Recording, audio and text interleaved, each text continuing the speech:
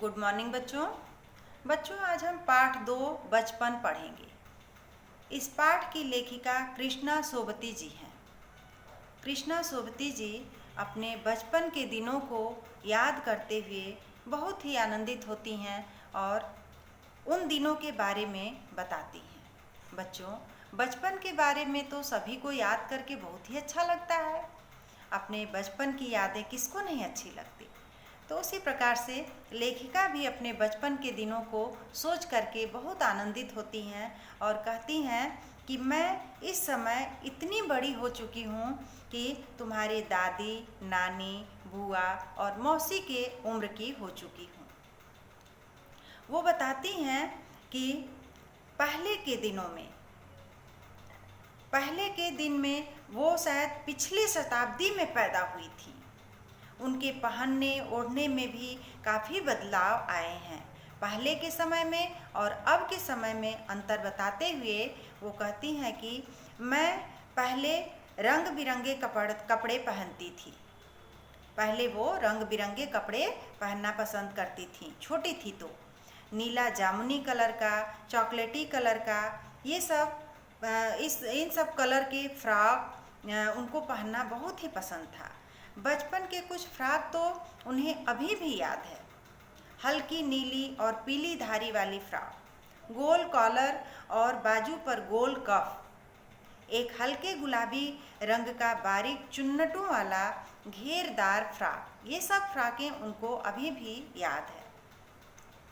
नीचे गुलाबी रंग की फ्रिल, जो चुन्नट होती थी ना, पहले फ्रॉक में नीचे चुन्नट भी होती थी, तो वो सब उनको अभी भी याद है और उनको बचपन के कपड़े बहुत अच्छे लगते थे। एक चॉकलेट रंग का और अंदर की कोटी प्याजी, जो चॉकलेट रंग का फ्रॉक पहनती थी उसमें अंदर की कोटी जो थी वो प्याजी कलर की थी। दूसरा ग्रे और उसके साथ सफ़ेद कोटी।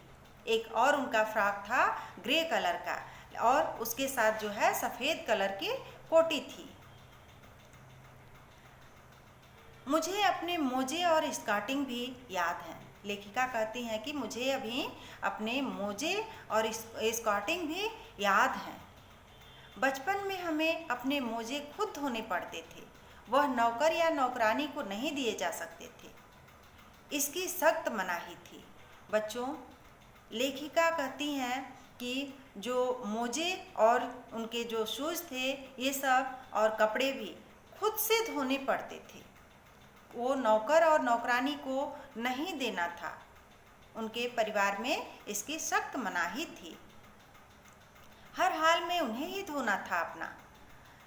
इतवार के दिन तो सभी को छुट्टी रहती है अभी भी, तो इतवार के दिन छुट्टी रहती थी और उसी में उनको अपने जूते पॉलिश करना था, चमकाना था। अपने जूतों को वे चमकाती थीं, अपने मोजों को धोती थीं और ब्रश से रगड़ रगड़ के पॉलिश ऐसा चमका देती थी अपने जूते को कि जूता उनका एकदम पॉलिश करने से चमक जाता था।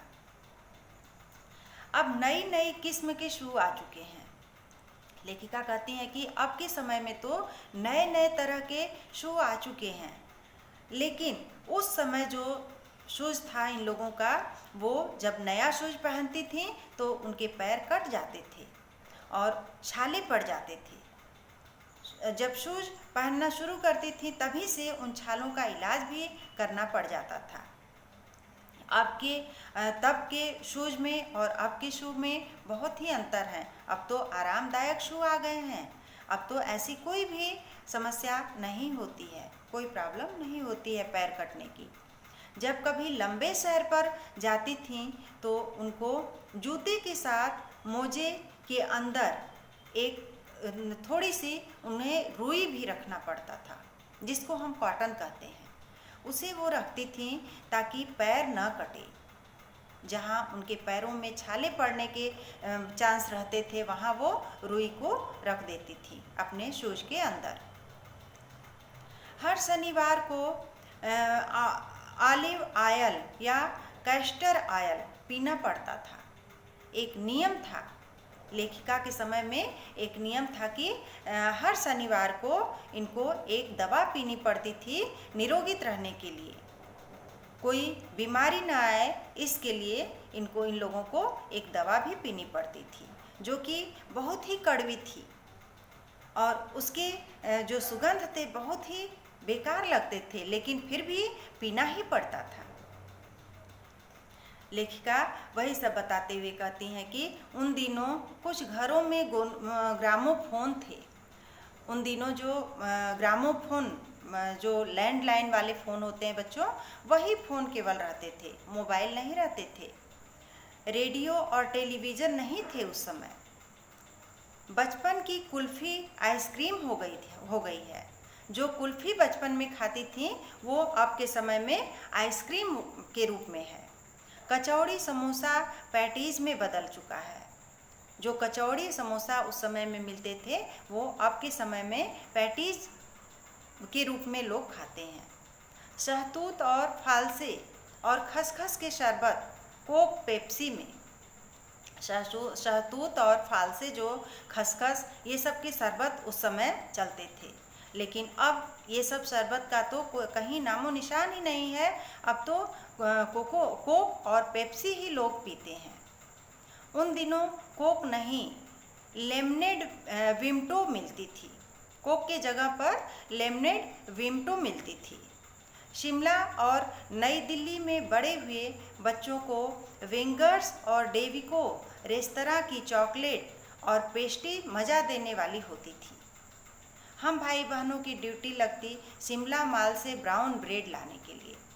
ये लेखिका और उनके भाई जो थे, इन लोगों की ड्यूटी लगती थी कि वहीं पर इनके घर से थोड़ी दूर पर एक माल था, वहाँ से ब्राउन ब्रेड लाने की।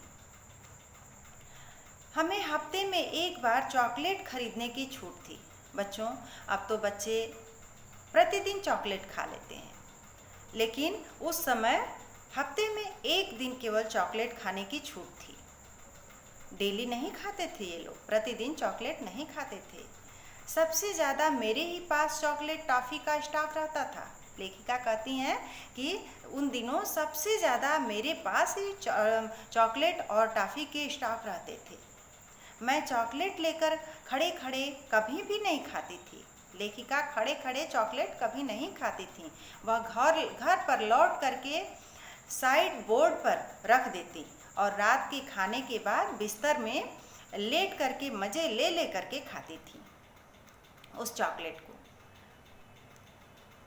लेखिका बताती हैं कि चने जोर गरम और अनारदाने का चूर्ण उस समय बहुत तेज़ी से चलता था। उस समय बहुत चाव से लोग खाते थे। चने जोर गरम की पुड़िया जो तब भी थी और अब भी नज़र आती है। चने जोर गरम की पुड़िया जो पहले भी मिलती थी और अभी भी चने जो भुने हुए होते हैं उनको कागज़ का एक कोन बना करके उसमें पहले भी लोग खाते थे और अभी भी वो देखने को मिलती हैं।